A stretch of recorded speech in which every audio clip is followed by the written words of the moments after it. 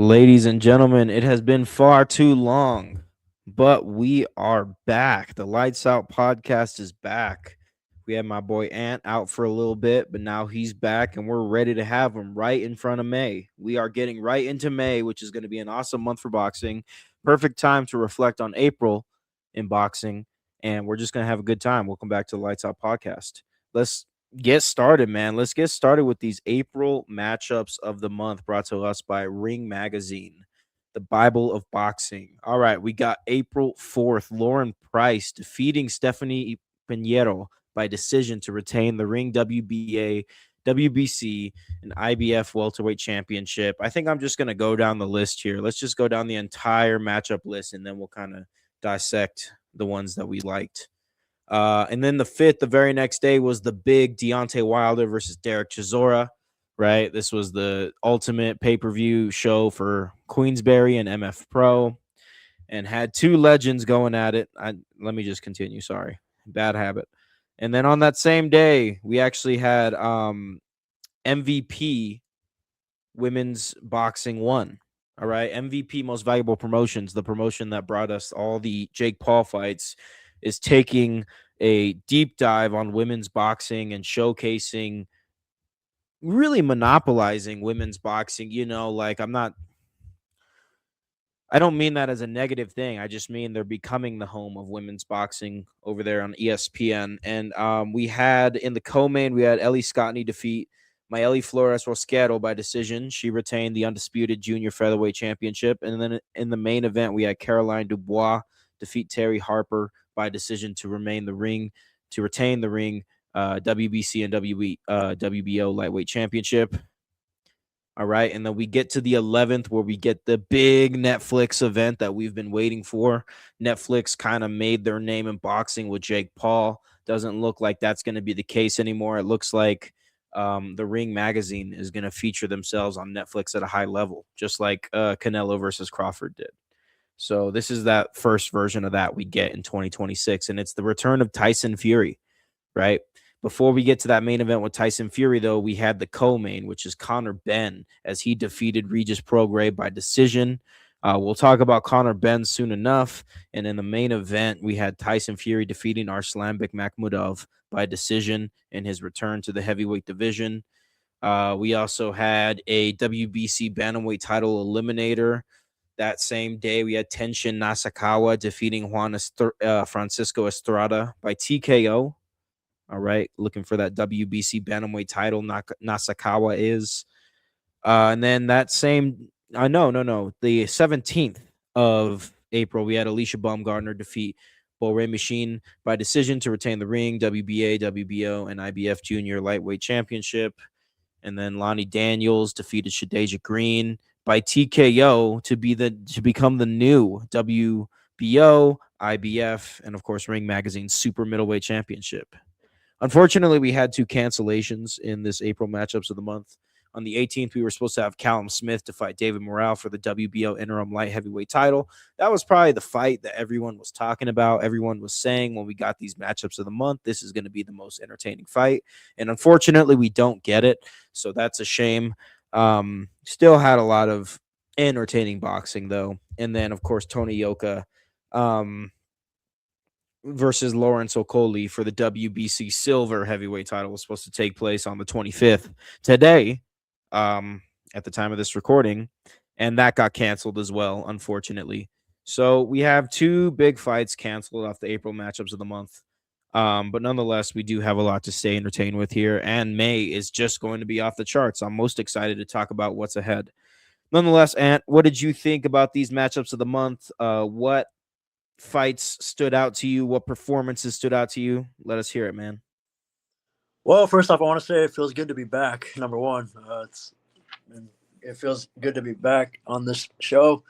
I think the fights that really stuck out to me, I guess I'll start with Lauren Price and Stephanie Pinheiro. I liked Price's ring IQ. I liked that she dictated when exchanges happened. That was really impressive, and that really stuck out to me. And her clean jab control as well. It was very disciplined. It was a very disciplined game plan, and I really liked I like that she also brought her defense to the table too. I think that's something that we see it a lot in boxing, but I feel like we don't see it enough in boxing. Like it's very like you either have defense or you don't have it. And I like that about Price. I think that was very impressive. She didn't get trapped. She didn't get caught up in anything. It was very impressive. It was very sharp. Um, I think Pinedo was too passive early. I think, and especially in the early rounds, like I feel like she didn't really do too much, like in terms of like offense. I think she was like just kind of like hoping for the best. I think she needed more pressure instead of those isolated bursts of strikes. Man, I think that's what really lost the fight. And I think another thing is, and this has always been a very big critique for me, especially as a fan. Like a lot of fighters don't cut the ring in half, and Pinero was no exception. Like she did not do that at all. Like she did not cut the ring in half at all. She let Lauren kind of dictate where the fight went, and I think that's what really messed up Pinedo, man. But it was a very impressive performance from Lauren Price. I think she definitely earned that victory. I think the other fight that stuck out to me was definitely Wilder and Chisora, man. I think What a fun fight. well, it was a fun fight for sure. Crazy fight, but fun fight. It was Funny fight at that too. it was pretty funny. Yeah, it was pretty funny. I think I mean Wilder had a really good game plan. His jab was a lot more active than usual. I mean, if we go back and look at the fight with Zhang, like he really didn't use his jab too much, and his patience definitely improved. He didn't just like hunt. He didn't just go head hunting basically, and that's the one thing I've always liked about Wilder. And I feel like that's what he needed a long time ago. He needed to improve his patience, and then on the other side, I will say, like, go ahead. this fight was a fun fight, and it almost makes me wonder, like, what if we got this fight earlier? You know what I mean? Yeah, I feel like because I don't want to say this fight was too late in their careers, but I feel like It's fair to say that it was, I think. Wilder yeah, is past his prime for sure, and then Chisora is as well. But I will say they looked badass in there. They went and had a good fight. At the end of the day, even Wilder opened up and said, like, I was protecting my boy in there, which I think is highly commendable, right? yeah. Because they did put on an entertaining 12 rounds. Oh yeah, Yeah, to entertaining. say the least. Like, it was a showman fight, but like ultimately, I think I'm open to change in boxing because I would like to see this type of fight not happen when they're both in their 40s. You know what I mean? Like that's been a recurring theme in boxing is missing the big fights. And this I'm not going to sit here and say we missed this big fight because we had it and it was very fun and it was very entertaining. But I guess now like boxing can evolve to a point where it can focus on facilitating the exact best moment for fighters to meet each other. You know what I mean? Yeah, well, you got to remember, man, boxing is a young man sport, man. So like that's the thing with like fights like these is that like this should have happened because you got to remember, man, Chisora is coming off the losses to Usyk and Wilder. I mean, he hasn't been the same really since that knockout over Zhang. Like, I mean, you can't like this fight should have happened a little sooner. I'm happy it happened now because at least we got what we wanted and we got a fun scrap. I think it was really fun.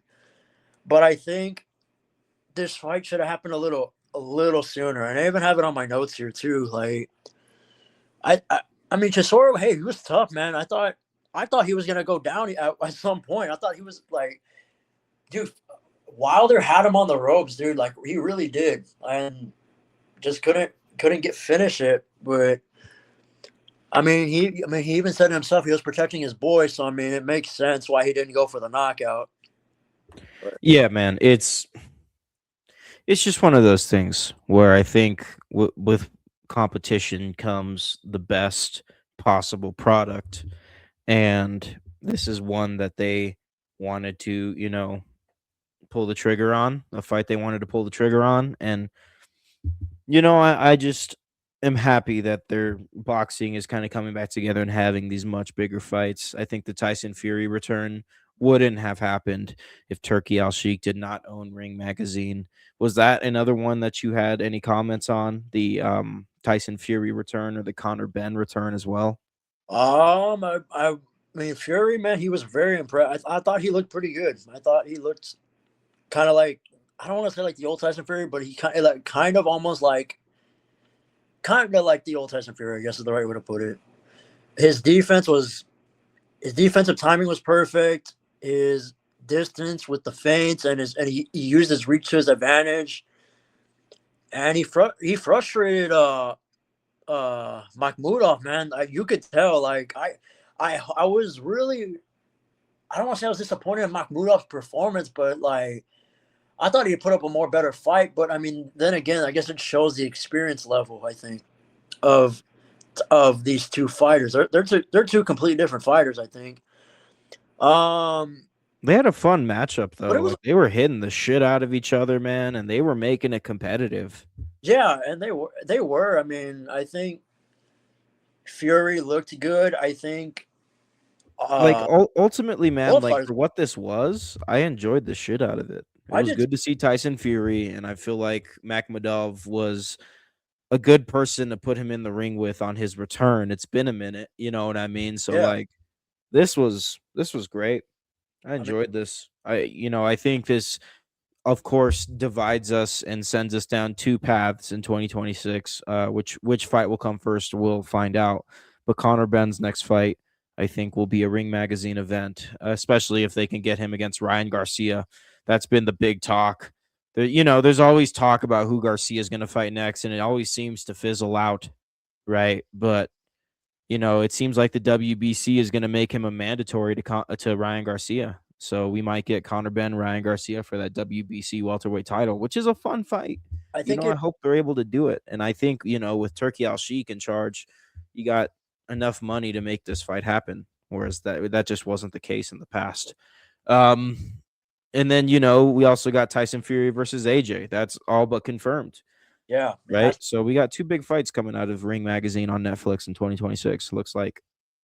I mean, I hope that those are on the Netflix card, man, because I think those are obviously the two big fights to make. I mean, Conor Ben's in his prime, Ryan Garcia is still in his prime. I think that's the fight to make. I think, man, these are the fights to make, man. I think, and AJ, I mean, AJ's in a bit of a slump coming into, well, I mean, except the win over Jake Paul, of course, but I mean, he was in a bit of a slump before the Jake Paul fight, but I think this Fury matchup is what he needs. He needs the big money fight, man. And I think that's when AJ shines, man. When he's under pressure and when he has like the big fights. And I think that fight will be no exception. I think that fight will be probably a fight we'll be looking at in a few months or maybe in a few years and say, hey, that fight was awesome. And we'll probably even cover it on the show.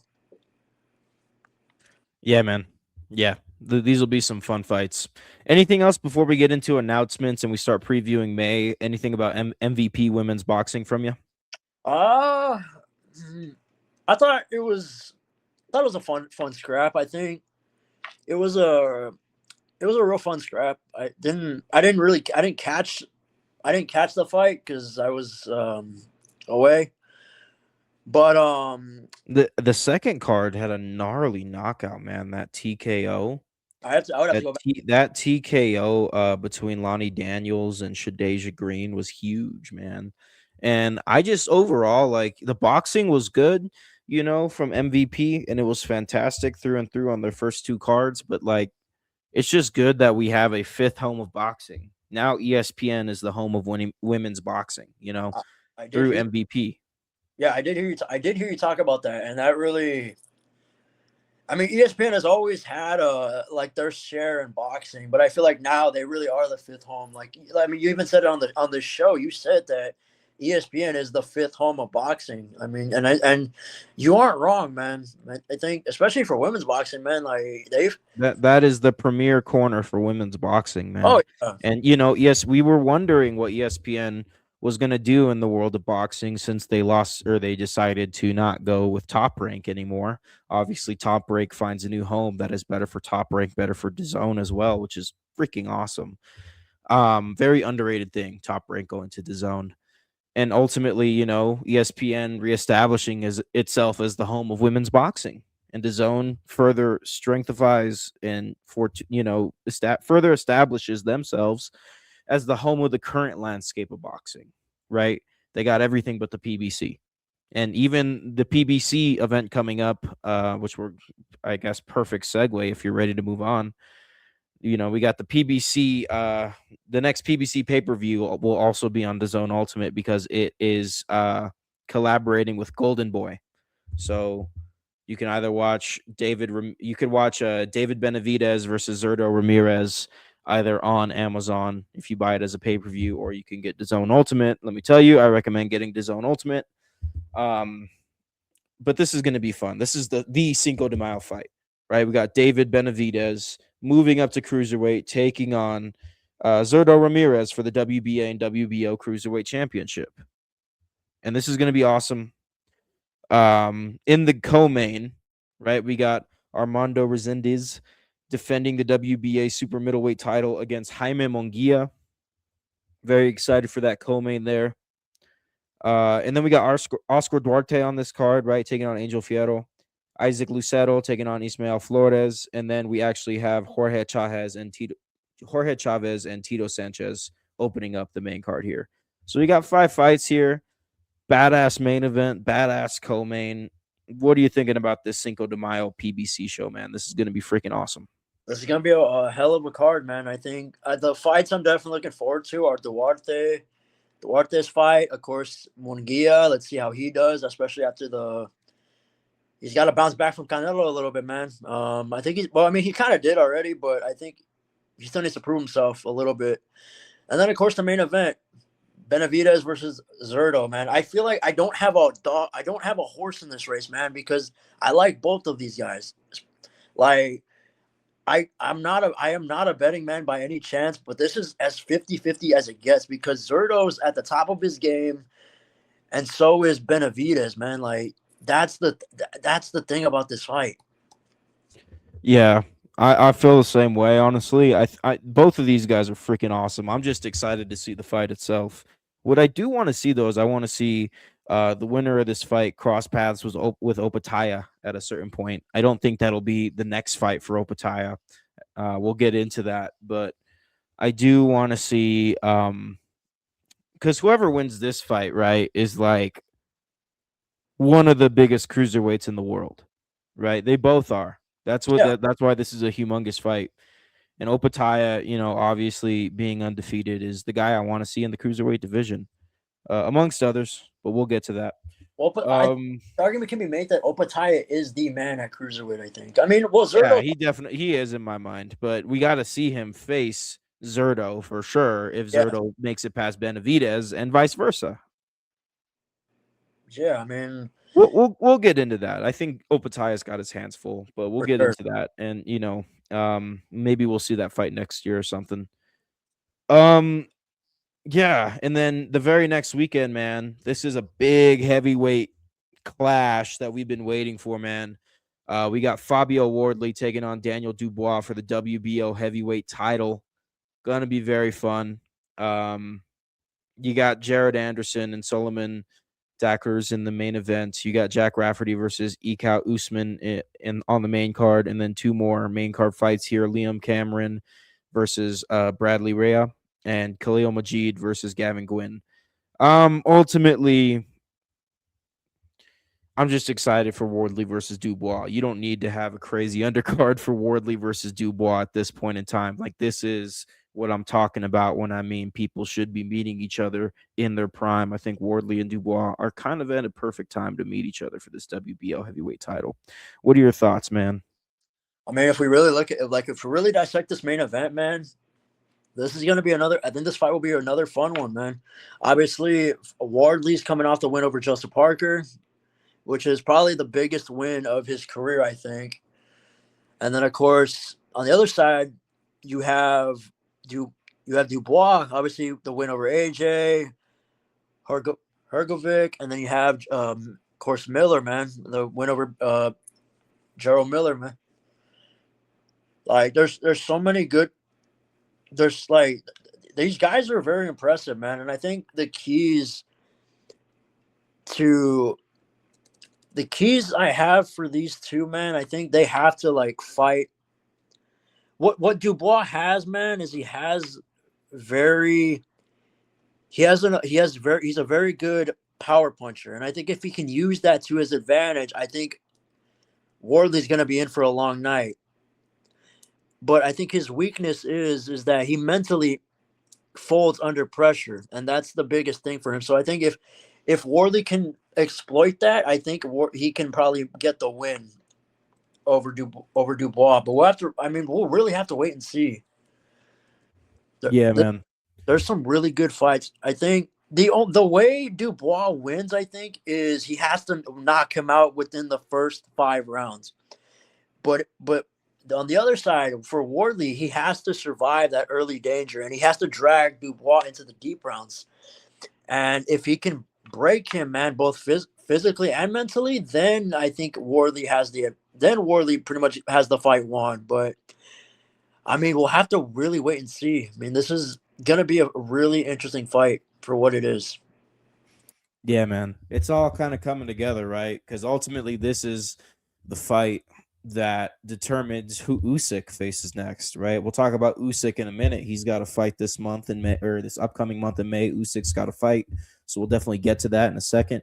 But ultimately, for this WBL heavyweight title, I imagine the winner of this is, I mean, Usyk has said it himself. The winner of this is fight number 2, and then fight number 3 is against Tyson Fury, he says. And Tyson Fury has his work cut out for him with AJ. We already talked about it. If Tyson Fury beats AJ, then it would make sense for him to go a third fight with Usyk. So, yeah, I think this is like chapter 1 in a bigger unfolding picture amongst Usyk's fight this month as well. But nonetheless, man, talk about a prime heavyweight good freaking fight. All right. 24 hours later, after Wardley versus Dubois, we get Zuffa Boxing 6.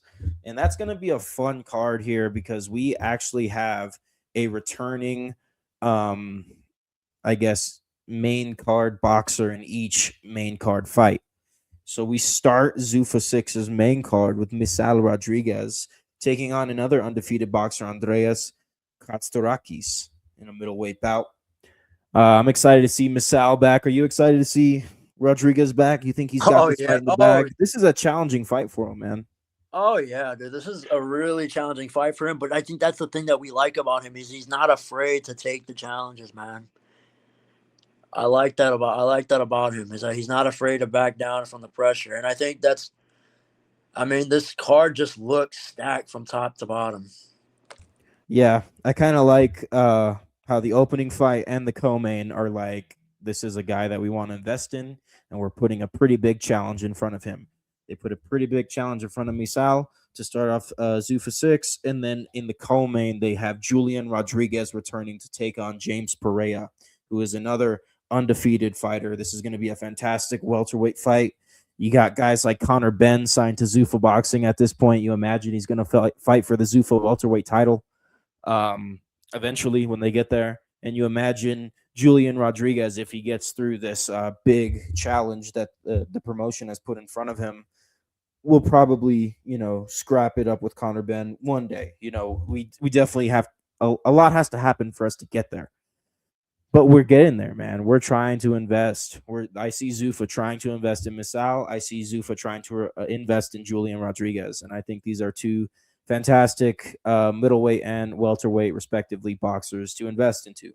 We'll see where Callum Walsh ends up next. Obviously, Zuffa's stupid high on Callum Walsh, Dana White in specific. So we'll see what his main event has in store for him when he's ready to fight next. I'm definitely There were some jokes and lingerings that he was going to enter the UFC And to me, I thought that was hilarious, bro. I was like, what the hell? No, that would be. Announce your next fight. What the hell? No, I'm just kidding. Is that I really am just like eager and excited to see what Zuffa Boxing is at the end of this calendar year. Like I think they're pretty determined. We'll talk about it. We've already talked about it in the past couple of episodes. And now it's time to talk about the main event of Zuffa 6. Shane Mosley Jr.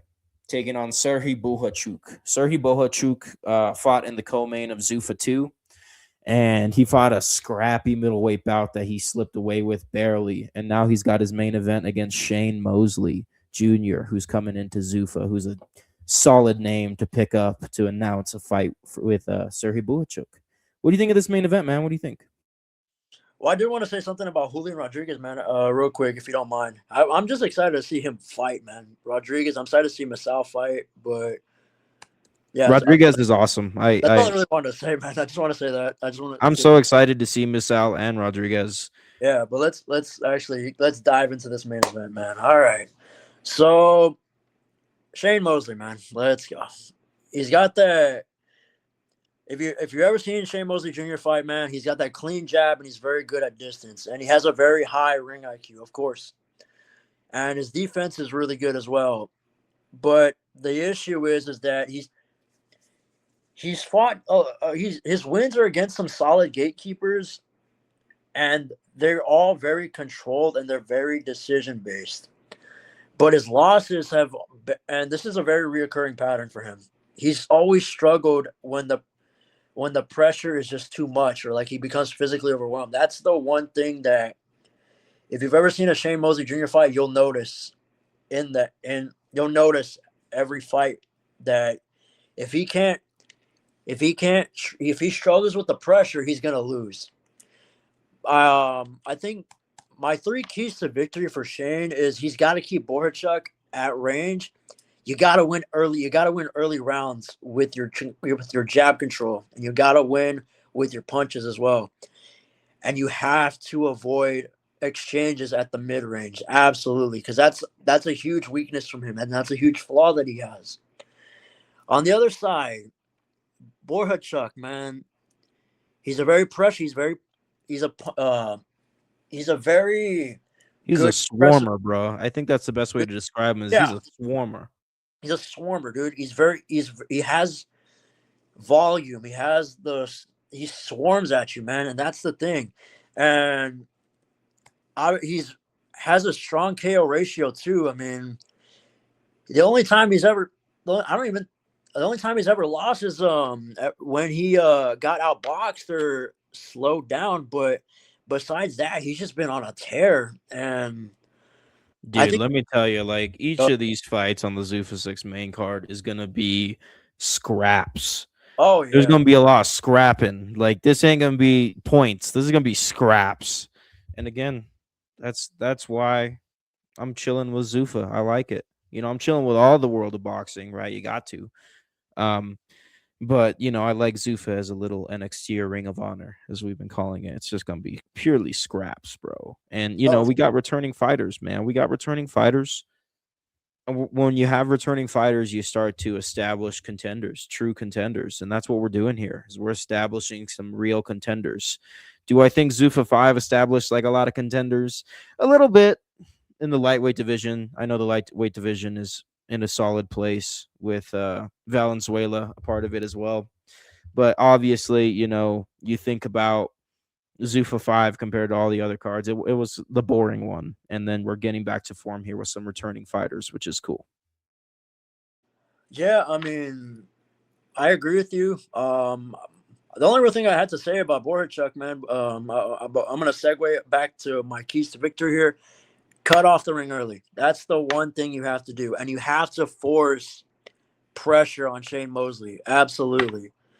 And then you got to target the body, and you got to do what you've done all your past opponents. You got to swarm. If you swarm early and you swarm, if you swarm him, Shane Mosley Jr. is going to be in for a long night. And I think as far as it's fair to call Zuffa Boxing the NXT or the Ring of Honor of boxing. Hell, I mean, we can even make the argument for they're kind of like the TNA of boxing. I don't know. That's just me though. I don't know. Do you think they're kind of like the TNA of boxing? But the way boxing operates, like I guess like I think it's easier to call it like the NXT of boxing because it does feel like it's developmental. You know, obviously they got Opataya as their first ever champion, who is the guy at cruiserweight, but not all the Zuffa champions are going to be the guy. You know what I mean? Right. Like, well, I think a good goal for them is to have their champions ranked in the top 10, right, of the division from the Ring Magazine, and that's what makes it. If the Ring Magazine is the big one, then Zuffa is like the young man's game. Oh So yeah. if by concept, by default of what NXT is supposed to be to the main roster of WWE, I think Zuffa is the NXT to the world of boxing ultimately.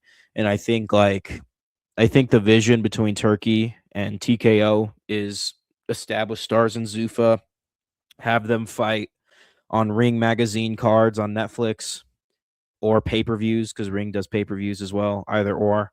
And then try to get like some stars down at Zuffa in return from letting Zuffa champions fight like in big shows, if that makes sense. No, I mean, it makes sense. I mean, like you said, I mean, we've said it before, and I'll say it again. Like, boxing is a young man's game, and that's the thing that I think I like about Zuffa as well. And I mean, we can sit here and sing Zuffa's praises all we want, man, but I think that's the thing about Zuffa is that they're trying to get like these young guys like the spotlight, and they're spotlighting guys like Callum Walsh, Opataya, Misa, Julian, like that's the thing I like is that like I mean I had heard about Callum Walsh and Jai before they even signed with Zuffa because I'm pretty much I don't want to call myself a boxing purist, but I mean I've been following boxing for 10 years, man. But yeah, Yeah, they're definitely it's a young man's game and it'll be yeah, that for 5 years. I mean, we'll see what it looks like in 10 years, but for the foreseeable future, indefinitely, really, it's a breeding ground. It's a proving ground. You know what I mean? And that's fun. That's fun to fans like us. yeah, man. Love the Mexican, love the American representation on it. Of course. Um, and then the dude. So the first weekend of May we have Benavidez versus Zerto.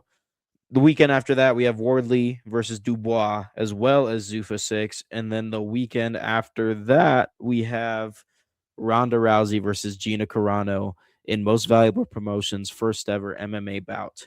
3 fights on this first ever MMA show out of MVP. Of course, Rousey versus Carano being the main event. Co-main event is Francis Ngannou versus Felipe Lins, and then the opening fight is Nate Diaz versus Mike Perry. What a fun alternative to UFC, right? Because I don't think we can consider the PFL an alternative to UFC at all. Like I know ESPN, the ESPN deal is fortuitous for them, but UFC is the place for MMA right now. I think that's pretty undisputed. But I definitely think this is fun MMA to be had. You have 3 former stars from the UFC getting in the octagon here for Most Valuable Promotions. What are your thoughts, man? I mean I mean here's my thing with like the PF, and I know this isn't supposed to be about the PFL, but the problem is that like we have not had a real competition for the UFC since Strikeforce, the WEC, and then of course Pride FC. Like when those shut down, like that's really when like the UFC really kind of just like took over. I mean that's like Yeah, I mean the PFL is even thinking about going back to Bellator just because Bellator is a better known name. yeah. I mean Bellator and Bellator had some good fights here and there, but they weren't. I still feel like they weren't really any competition for the UFC. Because I mean, look at Yeah, I mean, I think like for me, I remember WEC and I remember Bellator, and then of course Pride. Like Strikeforce. those are the memorable ones to me. Strikeforce is another one because I mean, if it weren't for Strikeforce, I mean, we probably would have never heard of guys like Nick Diaz or Robbie Lawler, Condit. Yeah, you're right. You're right. Man, but I mean, let's actually get back. let's get back on track here.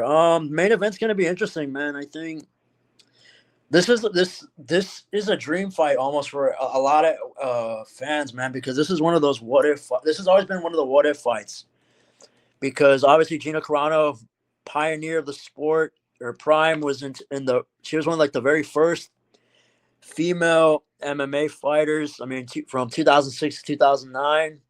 Her career was very short, though. That's the thing. That's always the thing that sucked is that her career was so short that we never really got to see her full potential.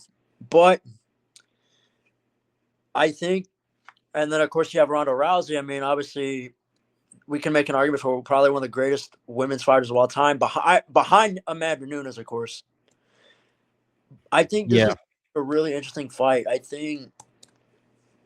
think experience is really going to come into play. I think for this fight, I think Ronda wins mainly, and the reason I say that is because like Gina hasn't fought in years. Her last fight was literally in 2009. So I think ring rust is a real thing, man. I mean, I know Dominic Cruz doesn't believe that. Don't tell him I said that, but I think Ronda's most likely gonna get her arm raised by the end of the night. I think, and it's down to who's fought most recently. I think obviously the loss to Amanda Nunes the two losses to Holly and Amanda really humbled her, but I think Ronda's gonna win, man. I have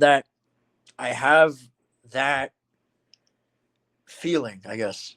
And to then me, of course, it could go either way, really. I think because they've never met each other in the octagon, it really depends on how Carano's doing right now, right?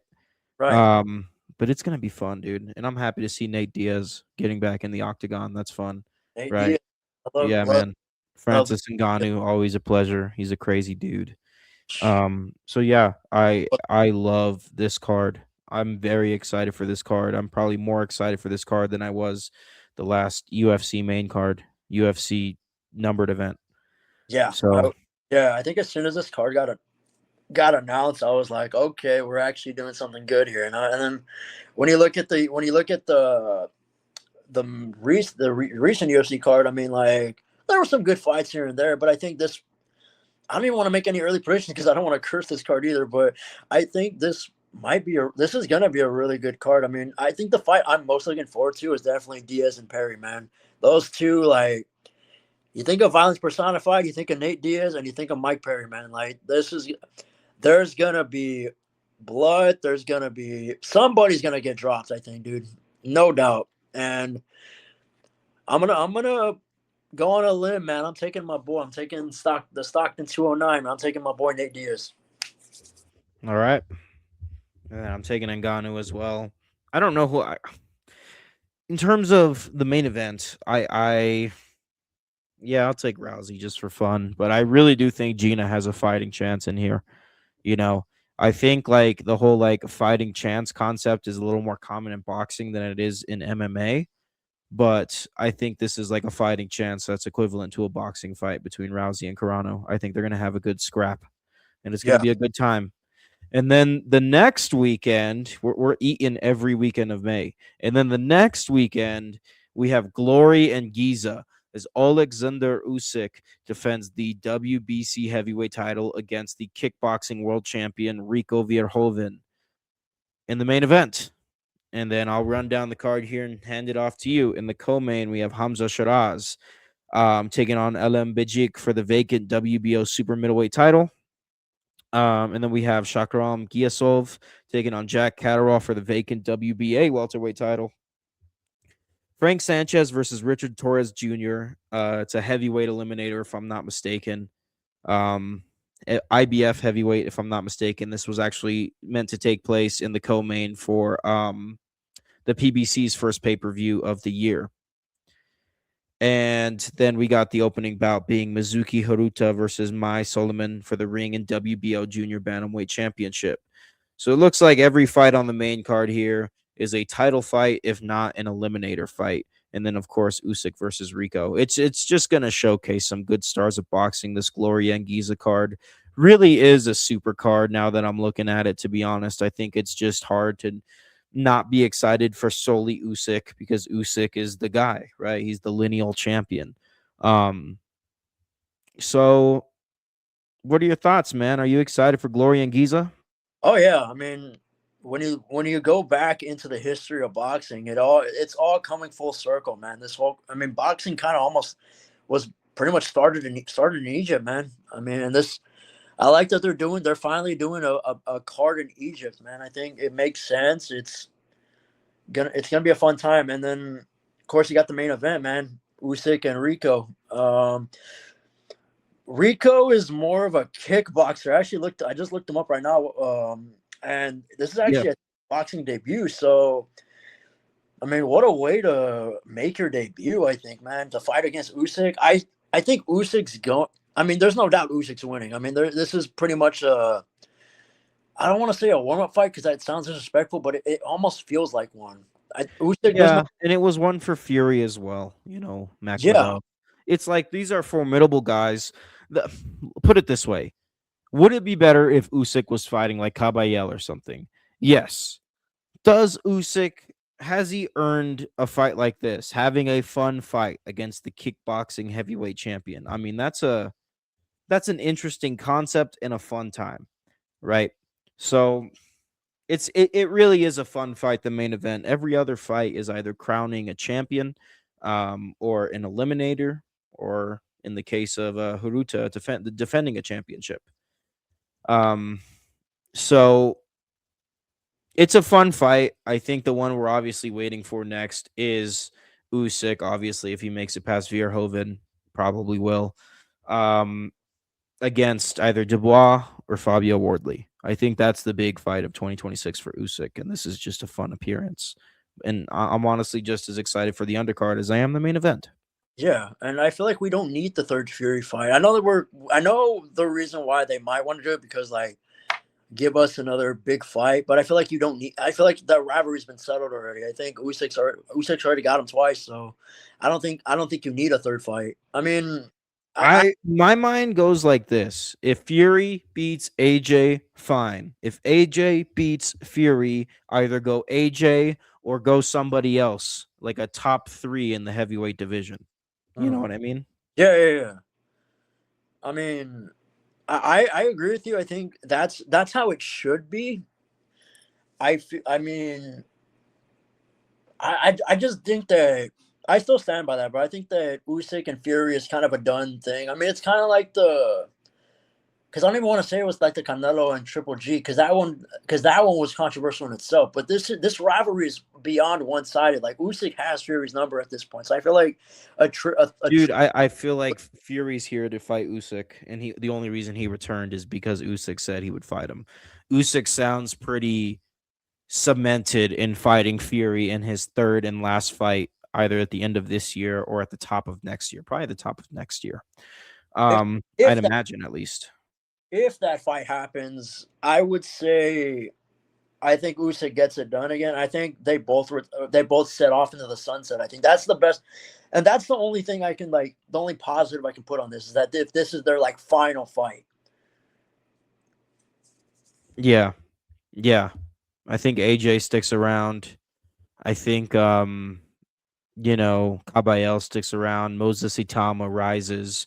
We get Moses Itama versus some of these bigger heavyweights starting in 2027, pretty much after Usyk and Fury retire together. I think that's what they want to do. They Yeah, sound pretty set in stone in that. It'd be cool to see them win all their fights because then the fight would be a little more justified. But I guess I respect their decision. They're Tyson Fury and Alexander Usyk, two of the best heavyweights ever, right? Like both of them. They're both legends. So I yeah. think they're pretty much doing what they want at this point. But the Gloria and Giza card is going to be awesome. Oh yeah, Hamza's fighting. You got Jack Catterall. Like this card is pretty. This card looks pretty good on paper, man. I think this card will definitely deliver, and we're definitely gonna have a high praise for this card as in May, man, for sure. Yeah. And then the weekend after that, Oh my, like I said, man, we are eating every weekend. We have a chiller one to close out May when we look at this preview, these big shows that are coming to us in May in the world of boxing. We have MVP Women's 3. All right. Stephanie Hahn is taking on Holly Holm in the main event for the WBA lightweight title. You got Amanda Serrano fighting in the co-main against Cheyenne Hansen for the ring WBA and WBO featherweight championship. Desley Robinson takes on Mary Spencer for the IBF and WBO middleweight titles.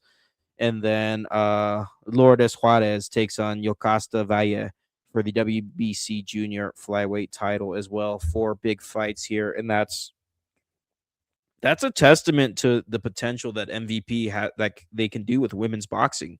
If they just have a monthly show and have a couple of title matches, 3 to 4 title matches on each main card, like they can easily do that. I think women's boxing excels in a way that men's boxing does not in terms of the sanctioning bodies and stuff.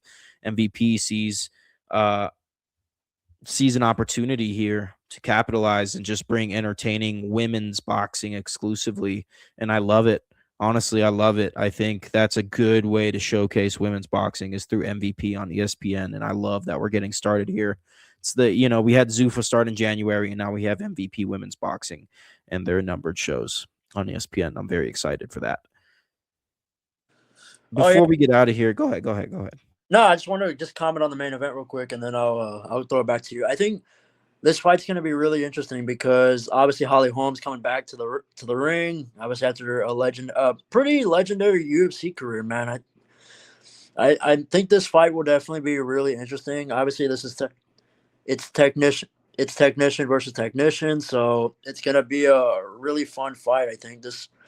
I really don't know who's going to win. I mean, obviously Stephanie got the better of Holly back in January, so we'll have to see what happens this time around. I think maybe Holly Holm could probably eke it out, but we'll have to really wait and see. I mean, this card, like you said, man, this MVP is really showcasing women's boxing, and I'm all here for it. Yeah, man, it's good to see Holly Holm in this main event here for MVP 3. I think if she does win the WBA lightweight title, a lot of people will remember her as the woman that first defeated Ronda Rousey. And she's in boxing now. Oh, women's boxing is has a home. Look at it. And I think that will really get this thing going. It's going to take time for MVP to get going at the end of the day. They'll probably get it going quicker than Zuffa, but it's going to take time for both of these alternative forces to get going and really diversify what boxing can be from an entertainment standpoint. Speaking of Zuffa, man, we got some announcements here. 2 announcements regarding Zuffa Boxing. One of them regarding Bam Rodriguez. Let's start with Bam Rodriguez, man, because I'm excited. We got, Bam undisputed at junior bantamweight, and he's actually moving up to bantamweight against Antonio Vargas for the WBA bantamweight title on June 13th. Good to see Bam. Obviously, he's one of the world's favorite fighters right now, right? How can you not love Bam? He's awesome. He was just on the Mr. Versace podcast. That was a good time. And I'm very excited to see this fight. Are you excited to see this fight, man? Every time Bam fights, man, I got to watch it. Of course, he's representing the 210 San Antonio, of course, man. So gotta represent him, man. I love the kid, man. He's definitely one of the best pound for pound fighters right now, I think. Besides Inoue and Usyk, he has to be on that list, man. Like, you can't not put him there. And this fight will be a really interesting test because you're fighting Antonio Vargas. And I don't want to say this is a tune-up fight because it's not, but it kind of is. It's a tune-up fight in comparison to Bam versus Inoue, maybe. I mean, God, that's the fight I want to see. Inoue versus Bam, dude. That'd be a badass fight. But I think this fight's going to be a really interesting tune-up fight for Bam, man. I think Bam is probably going to get his hand raised, of course. I think this will be a really fun scrap. I respect that he's moving up, man. I mean, I don't even want to say he cleared his own division, but it felt like he did. I mean, and I can respect him for moving up, man. You don't see a lot of fighters do that. You don't see a lot of fighters move up and really test themselves. A lot of them will just stay in their own division. And Canelo did it. So, I mean, why not Bam? I mean, it makes sense, doesn't it? I mean, but Inoue is junior featherweight, right? I believe so. Yes. So he would have quite the move if he were to get near Bam, especially with Bam moving from junior bantamweight to bantamweight now. Yep. He would have to jump a couple classes, right? Yeah, In a absolutely. way. Yeah. No, Do, every is that something that you think we can see out of Inoue, especially now that he's, he's still a youngin. He still fights like a youngin at least, but I guess people are saying that Inoue is getting up there a little bit. I think he can, man. I think he has the potential to get up there to Bam's weight class, and I don't really feel like he has much to prove at his weight class right now. I feel like there's no doubt in anybody's mind he's the best. He's the best in that division. You can't. There's nobody he can really fight that like makes us say that oh he gives him a challenge. Like the only guy we can really say right now is Bam. Like Bam's like the guy that could probably really test Inoue. And I'll say this, and then I'll throw it back to you. Every time Bam fights, dude, San Antonio becomes everybody in San Antonio tunes in. That's the one thing I'll leave you. I'll leave you with that, man. But I think Inoue, man. I hate. I'm sorry if I keep flip flopping for the viewers at home. I think Inoue, man, like he has nothing really left to prove. I think at that weight class, man. But I think the only fight that logically makes sense is Bam. I mean, they've been teasing it for a long time, so give it to us when you're ready. I think that's the fight to make. I'll throw it back to you, my friend. All right, man. Next two announcements we got are Zuffa based for the most part. First one is Richardson Hitchens, who I announced as a part of the Zuffa roster in our last episode. He is vacating the IBF junior welterweight title because he will be moving up to welterweight at Zuffa. So it's not really similar to the Jai Opetaia case where they simply stripped him for signing with Zuffa. He's simply vacating that junior welterweight title because he's moving up to the welterweight division. Nothing really to say much about that. Just want to throw that out there though. And then of course we have the re-signing of Conor Benn to a multi-fight deal with Zuffa. So he'll probably do if they can the major fight with Ryan Garcia with Turki Al-Sheikh, and then he'll probably get around to fighting for the Zuffa welterweight championship late this year, if not early next year. And then we also have Zuffa signing another top 5 cruiserweight, right? We had Zuffa sign a top 5 cruiserweight in our last episode. We have Zuffa fighting another top 5 cruiserweight in this episode, as Ryan Rozicki is signed to Zuffa Boxing. So you got Chris Ballum-Smith, you got Ryan Rozicki, you got Jai Opetaia, Zuffa cruiserweight champion. We're going to have a fun year. Looks like we got 2 fights lined up for Opetaia to close out 2026. I'm hoping at least. We'll see. If he does one more, I understand. But ideally, if we do 2, that'd be really fun. No, what a good signing for Zuffa, man. That's a really strong signing for Zuffa. I mean, these fights are all falling into place, and hopefully these fights will happen, man. I think we have a good case here for these 2 fights to happen. But I just want to comment, man. What a signing, dude! Great fucking pickup for Zuffa. Do you think they have? Do you think you put a fight between Ballum-Smith and Rozicki and have it as a Zuffa cruiserweight title eliminator? What do you think about that? And then have Opetaia fight like in December again? I think it makes sense.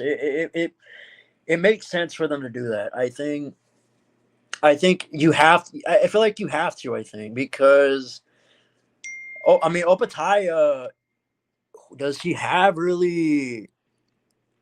There's really nobody else for him really to face. I mean, like, I think this title eliminator makes sense for in terms of the title race. I think it falls perfectly into place. I think the fans will want to see it. I'm sure we want to see it. I think the fight makes sense. I think you have to do it. Yeah, whether you have Opetaia fight both or whether you have Opetaia fight the winner of these 2 top 5 cruiserweights in the world, I think either is a good way to go. Very excited to see that. Ultimately, man, that's it. That was boxing for April, and this is boxing in May. I look forward to talking to y'all next weekend. talking about David Benavidez versus Zerto. Seeing if Jaime Munguia was able to get some gold, having the Cinco de Mayo good time. Ay, rápido, sígale. It's gonna be a good time, bro. It's gonna be a good time, and it's so good to have you back, bro. It's been a great time. No, dude, I appreciate you holding it down for me, man. It means a lot to me. We talked a little bit in private before the show, and no, man, it feels good to be back, man. I mean, it sucked being away for 2 weeks, but I'm happy to be back, man, and it's awesome to see two Chicanos and two Mexicanos talk about boxing, man. It's the best. That's the best thing about this, man. Yeah, man. With the flourishing of boxing comes the flourishing of our conversation and the flourishing of our Lights Out podcast, which is a good time, good conversation. Yeah, man. All right, man. Well, I'll see you next weekend. We'll preview the May matchups of the month brought to us by Ring Magazine. We will talk about who won, Benavidez or Zerto, and we'll just keep it rolling, man. Talk to you soon. Well, oh, dude, we'll have to talk about Inoue. Inoue fights. We'll probably FaceTime at 3 a.m. watching that shit. So I'm definitely gonna try to. I guess I didn't ask you off camera. Are you down to watch that shit in the middle of the night?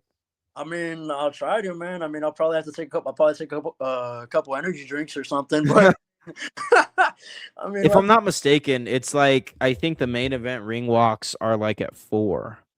And if I got up at like 6 a.m.